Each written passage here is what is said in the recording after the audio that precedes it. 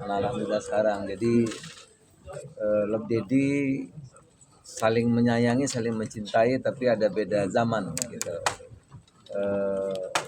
Saya kira saya mengajak masyarakat banyak untuk ayo ramai-ramai kita tonton Love Daddy. Di situ kita bisa ngambil pelajaran bagaimana menyelesaikan gap beda generasi orang tua dan anaknya sehingga tidak salah komunikasi. Filmnya bagus sekali, natural dan tapi ya banyak lucunya juga gitu ya. Seru. Saya kira pasti akan, kalau tahu ini dan nonton ini pasti akan suka dan mengambil pelajaran yang baik. Sukses Mas Eko. Ya. Yuk, terima kasih. Terima kasih banyak Bapak. Sorry. Ayo. Tadi keresahan ya? Nyala. Enggak? Nyala bro. Nyala.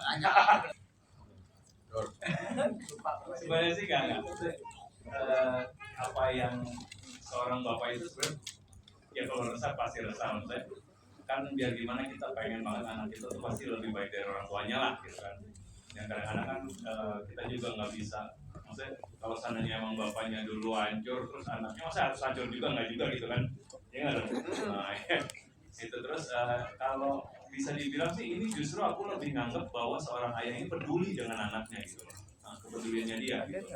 Cuman emang kalau di film ini ditaruh karena memang kita backgroundnya kan masing-masing punya masing-masing background gitu. Jadi kayak saya emang dulu ibaratnya si David ini seperti rockstar yang digilai sama cewek-cewek atau segala macam ya kan. Terus si Doni juga dengan masalahnya. Jadi itu sih yang kita pengen utarakan di film ini. Dan seperti ulang tadi di awal bahwa ini film kayaknya masih jarang ya untuk genre seperti ini ya.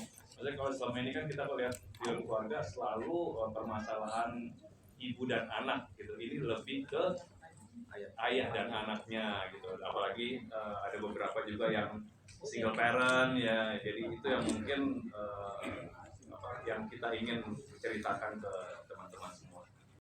Ini benerannya ya, teman-teman. Jadi ngebangun kepercayaan, terus kita juga mengapresiasi apa yang mereka lakukan, dan yang paling penting adalah biar gimana pun itu kan bagian dari pertumbuhan anak alami ya. Dari mereka lahir, mereka nangis, ketawa, akhirnya mereka punya rasa suka, punya rasa cinta atau segala macam ya kan, itu akan alami. Justru aku ngerasa itu bersyukur kalau seandainya anak bisa berproses seperti itu. Cuman yang penting kita kan punya aturan, intinya kan ada batasan segala macam, itu yang kita aturan pada anak. Tapi mudah-mudahan tidak ya, karena anak itu harus lebih baik berkali-kali lipat, jauh lebih baik daripada orang tuanya gitu. Amin. Pertanyaan lagi Pak? Oke. Selanjutnya pertanyaan kedua kita mungkin Pan sehari ini gitu. Oke, jadi kita sebagai anak sebenarnya kan cerminan dari orang tua ya, kurang lebih. Jadi kalau orang tua saya enggak, maksudnya anak-anak kan iya ini real life, benar. Enggak benar, karena kan kita butuh ekspresi ya kan, kita mengekspresikan diri kita masing-masing. Kevin boleh berdiri Kevin? Oh boleh. Nah, maaf. Saya takut dikira Pak Zulkifli apa enggak jadi ya. Oke, jadi kan kita sebagai anak jantan ya, lebih jantan. Oh ya, oke. Udah jantan ini. Kita sebagai anak kan juga pengen mengekspresikan diri masing-masing gitu dengan apa yang kita jalani, dengan apa yang kita mau gitu. Jadinya pengennya ayah juga mendukung, sebenarnya seperti itu sih. Ya sama, ekspresinya sama ayah saya. Oke, silakan deh. Cantik. Kalau menurut aku pribadi sih, kayak kalau udah nyampe remaja itu cenderung udah jadi sih. Maksudnya values-nya, apa yang kita suka, apa yang kita nggak suka, itu tuh udah memasuki masa yang seharusnya kita udah tahu apa yang kita suka dan nggak suka. Jadi lebih daripada kalau udah remaja, menurut aku childhood itu jauh lebih penting. Gimana kita membangun kekuatan mental ngadepin orang lain. Kenapa lain itu? Tapi ya itu sih, makanya kalau menurut aku kalau udah nyampe kayak Puspa tadi ya, kayak mungkin kan teman-teman omnya yang lain nih pada bilang kayak Puspa kan anaknya baik, bisa dipercaya.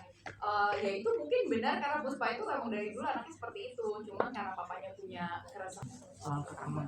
Cinta, sorry boleh berdiri, ada rekan-rekan media yang pengen.